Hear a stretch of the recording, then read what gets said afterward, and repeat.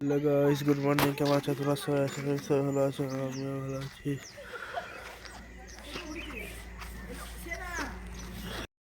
Guys, নতুন বাইকে পূজা করতে নিয়ে এসেছি কালী মন্দিরে। আমাদের গ্রামে কালী মন্দিরে পুজো করতে নিয়ে এসেছি।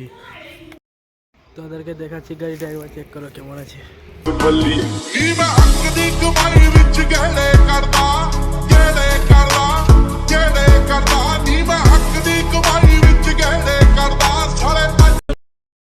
মন্দিরে এসে নতুন গাড়ি পূজা করতে।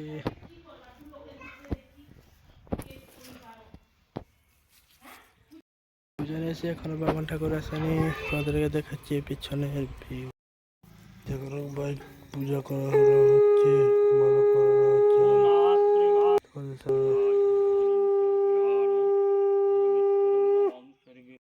হ্যালো গাইস, এখানে পূজা হয়ে গেছে। তোমাদের সঙ্গে দেখা হচ্ছে পরের ভিডিও।